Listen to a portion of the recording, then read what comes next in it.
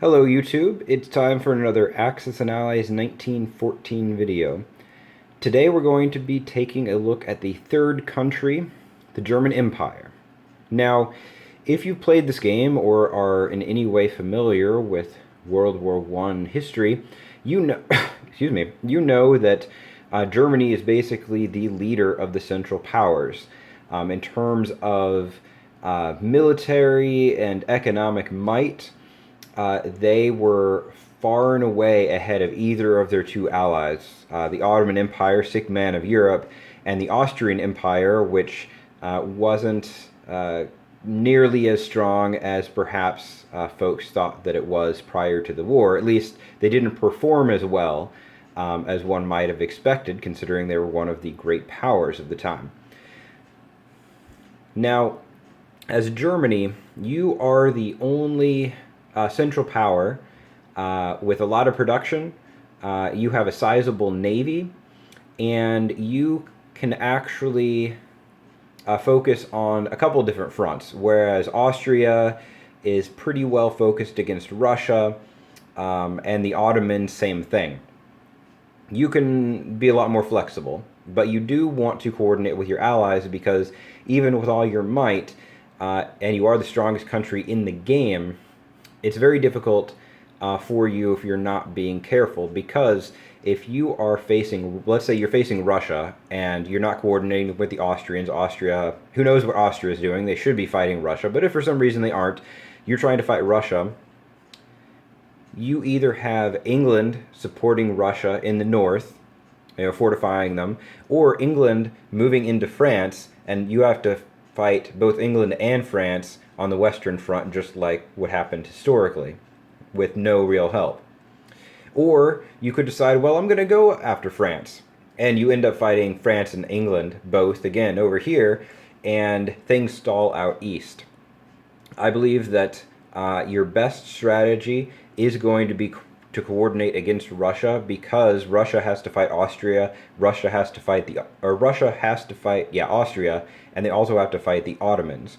So you can really get a lot of synergy between all of the Central Powers if you gang up on Russia early. And typically that is what I've seen in most games, from what I've also read online just to see if there are differing opinions. That seems to be the go-to strategy for most people as the Central Powers. So what I would say on that front, of course, you are going to invade Belgium up here. It gets a couple production away from France.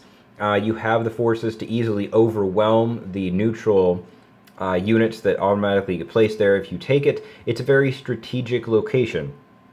I'm not a fan of attacking neutrals just to get their production, because if you consider, depending on, let's just say Holland or Denmark, looking at it, the units that get added there, statistically, you're probably going to lose 1 or 2 units trying to take it.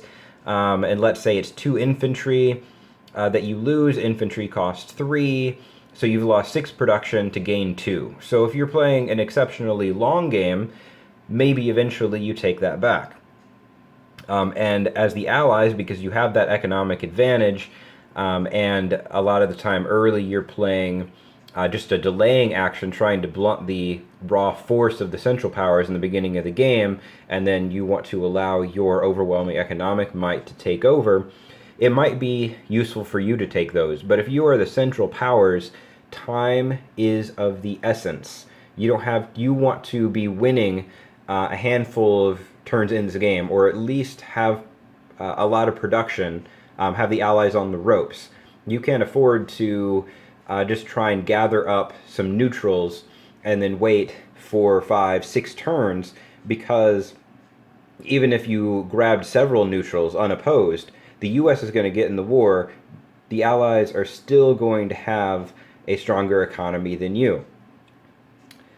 If you expect the game is going to go a long time, and you think that you'll be able to hold off the Allies' massive economic advantage, then maybe, but I'd be very skeptical. I would, if a friend were telling me about that, I would want to play-by-play, how exactly are you going to do this, and deal with the, and sidetrack your forces early in game and still be in a good position to fight the Allies when America comes in the war. if you haven't, dumped a lot of forces into trying to take out either Russia, usually Russia, but maybe Italy and France.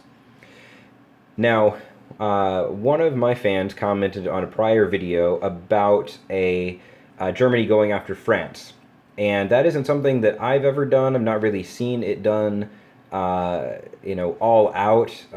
Maybe some half-hearted attempts I've seen here and there, but nothing with a lot of bite to it. So I have set to thinking about how Germany might go about it. If I were playing a game and I decided I want to find the best way of potentially taking out France as Germany, as the Central Powers, what would I do? Now, I'm going to create another video shortly that outlines the ideas I came up with. Suffice to say, in this video, I think that overall it is a better move for Germany to face east, face Russia. You've got a lot of units here. I think it makes sense to take Belgium and then just try and hold the line against France along here. So Belgium and Alsace along there until you've taken out Russia. And if the French start to, send whatever you need over here to fortify it, if the French start forcing themselves in, hopefully you're a couple turns in, you can start getting tanks, which should allow you from Berlin to counterattack effectively a couple turns in.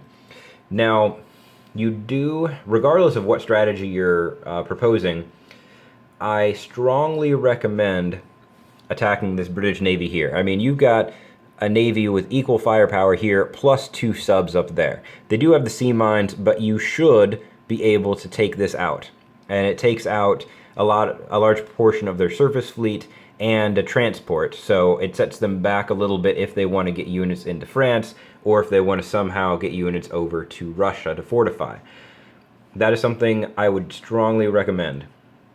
Now you've got these 2 subs over here, and there are 2 things that I really see plausible with this. You could, we'll start with something that you could do, but it's not as plausible. If you really want to take out that British Navy, you could swing those 2 subs up here. You will have to worry about those sea mines, but they can make it there. Now, the reason that I don't like that move is because even without those subs, you should be able to take out the British Navy. I would much rather use these subs for something different. Now, there are 2 things you can do. If you want to be a little bit more risky, you could try and go after this French Navy over here, and actually that should be a transport, not a destroyer. Sorry, I just realized I grabbed the wrong piece. So it's a battleship, and it's a transport, and if you roll decently, you might be able to destroy that French Navy. If you think that, if you've seen my other series of videos on 1914, if you think that the Allies are going to go all out against the Ottomans, France is going to try and swing its navy down here and then have 3 transports to come over here, you might try that move. I think it's really risky. There's no guarantee that you're even going to destroy that navy. I mean, it's 2 2s against a 4, therefore it can take 2 hits. I haven't run the odds on it, but it is a little bit more risky. A second move that you might take is to attack this British Navy here. Now, I think that is the better move of the 2 because you have better odds of winning, and you still destroy an enemy transport. And second, unless the French are really going to swing around, I mean, I guess, yes, maybe they could get Portugal if you leave that transport there, but they could also use, one of their transports over here. If France, let's say Germany wants to go heavy after France, the fact that France has a battleship and a transport over here isn't really going to help it at all. I mean, maybe it gets Portugal, maybe it swings down here, maybe it's going to go after the Ottomans. It's a turn or 2 in, and of course, it would be really bad for the Ottomans if the Allies go all out against it. But France can't really shift units with its transport up against the German front with its navy. England, however, can, if it has an opening, load up a couple guys from Canada and on its first turn start shoveling guys over to France. And if we want to keep France weak. If we want as few units up as at the front as possible, and that's the case regardless if Germany's going after France or if Germany is just trying to hold off the Western Front. It wants England to be as late in the game as possible. So I think that going after this British Navy over here is going to be your best move with those 2 subs. Plus, it means that England needs to be a little bit careful about where it places its navy, because it's got a German aggressive navy over here and a German aggressive navy over here by Canada. Now, I think that if you're going after Russia, which again, circling back to what I think is the better move of the 2, there are 2 moves you can make. Now, again, you have to coordinate with Austria. If Austria is trying the blunt force approach and invades Poland on the first turn, Russia, of course, is going to counter, and then Germany, you can counter, and you're just going to go back and forth, and you're going to allow the sheer weight of your forces and your combined economy with the Austro-Hungarians to beat up on Russia in Poland in the meat grinder and eventually slam them into submission. The other possibility, after you do what you need to do over here in Belgium and in Alsace, fortifying that, and I recommend on that front anything that can get into Belgium, so that is Ruhr and Alsace, move it up there, and then move probably Hanover down to Alsace, possibly move from Kiel down here somewhere, just to make sure that you have your front line, and then you have, a decent number of troops moving in, so France doesn't try and take advantage of the situation early on.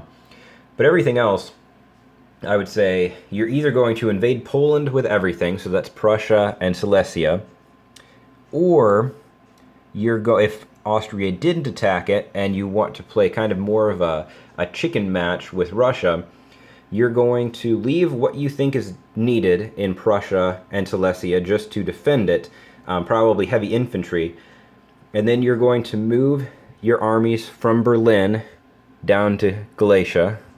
You're going to move your artillery down to Galicia, and basically any units that you did not move over to the Western Front, you're going to move, and that you're not using to protect Prussia and Silesia, you're going to move the rest of them down to Galicia over here, because that puts you in a strong position along with Austria to either attack Poland or attack Ukraine, the 2 territories Russia really cannot afford to lose.